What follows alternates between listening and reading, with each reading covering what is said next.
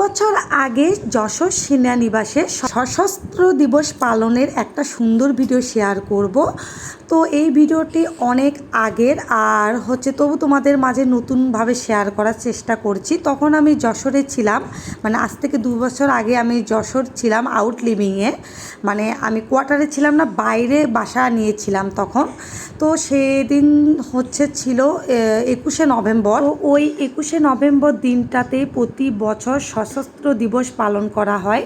তো দেখো আমি রেডি হয়ে নিচ্ছি আসলে ক্যান্টনমেন্টে যাব বলে। আর যারা ফ্যামিলি নিয়ে থাকে মানে ইনে বা আউটে, তাদের জন্য অবশ্যই সেদিন নিমন্ত্রণ করা হয়, মানে ক্যান্টনমেন্টে নিমন্ত্রণ করা হয় যেন ওখানে যে খাওয়া দাওয়া, অনেক আনন্দ বিনোদন, খেলা, অনেক কিছুই থাকে।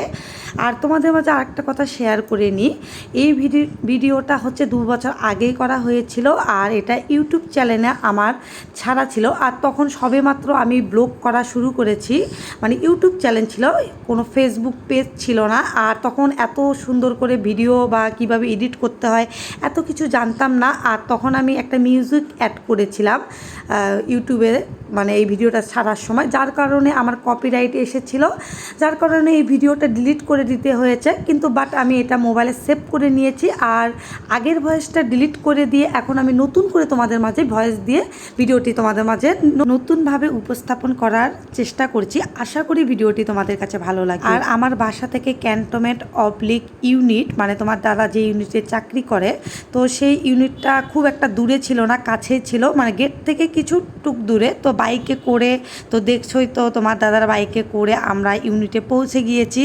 এখন আমরা একদম 4তলাতে চলে যাব, কারণ আমাদের 4তলা না 5তলা এরকম একটা হবে হয়তোবা, মনে পড়ছে না, অনেক দিন পরের। তো সেখানে আর কি অ্যারেঞ্জমেন্ট করা হয়েছিল।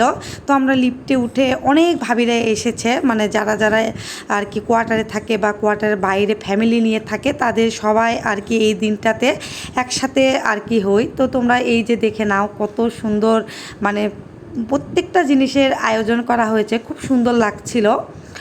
তো এটাও তোমাদের মাঝে একটু একটু করে শেয়ার করলাম। আর এখানে দেখছো সবার হাতে হাতে গিফট বক্স। আসলে বাচ্চাদেরকে যখন এখানে আনা হয়েছে সব বাচ্চাদের এরকম করে একটা করে গিফটের প্যাকেট দেওয়া হয়েছে। শুধু এ দিবস নয়, মানে ক্যান্টনমেন্টের মধ্যে যখনই ফ্যামিলি নিয়ে কোনো অনুষ্ঠান হয় তখনই বাচ্চাদের জন্য আলাদা রকম ম্যানেজমেন্ট করা হয় তাদের আনন্দ বিনোদনের জন্য। তো বাচ্চারা এইসব গিফট বক্স পেয়ে প্রচণ্ড খুশি হয়ে যায়। আর এইদিকে দেখো আমার ছেলে তোমার দাদার কোলে উঠে কি দুষ্টামি করছে, ও ছোট থেকে এমন দুষ্টামি করে আর কি।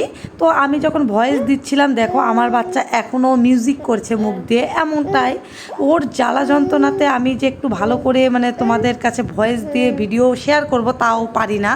আর এদিকে দেখো খাবার টাবার টেবিলে রেডি করা হয়ে গিয়েছে, মানে সবাইকে খেতে দিয়েছে। খেতে দেওয়ার পরেও কিন্তু আমরা কেউ খাবার খেতে বসি নাই, মানে খাবার স্টার্ট করি না। আর আমরা যেহেতু হিন্দু ছিলাম, মানে যে কয়জন হিন্দু ছিলাম তারা আলাদা আর কি টেবিলে বসেছি, কারণ যারা মুসলিম ছিল তাদের জন্য গরুর মাংস বিভিন্ন প্রকার আইটেম করা হয়েছিল। আর আমাদের জন্য এই যে দেখো চিকেন রোস্ট, ইলিশ মাছ, তারপরে জর্দা পোলাও যেটাকে বলে মিষ্টি পোলাও, এগুলো আর কি অ্যারেঞ্জমেন্ট করা হয়েছিল। কারণ বাড়ি আর কি সব করা হয়, মানে হিন্দুদের জন্য আলাদা আর মুসলিমদের জন্য আলাদা করা হয়। আর আমরা আগে কেন খেতে পারি না, কারণ আমাদের যে সিও ম্যাডাম সে আসবে সবার সাথে একসাথে বসে, তখন আর কি খাবার দাবার খাওয়া হয়। তো এই দিনগুলো আসলে অনেক মিস করি।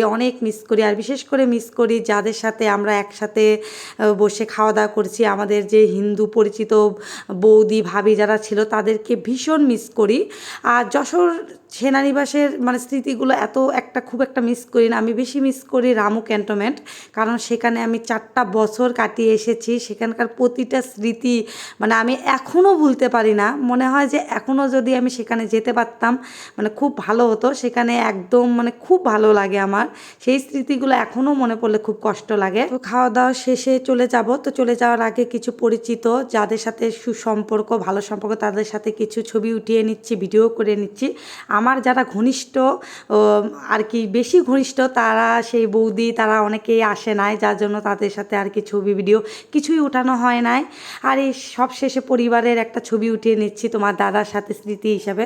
তো যাই হোক, ভিডিওটি কেমন লাগলো অবশ্যই জানিও, ভালো লাগলে লাইক কমেন্ট শেয়ার দিও। টাটা।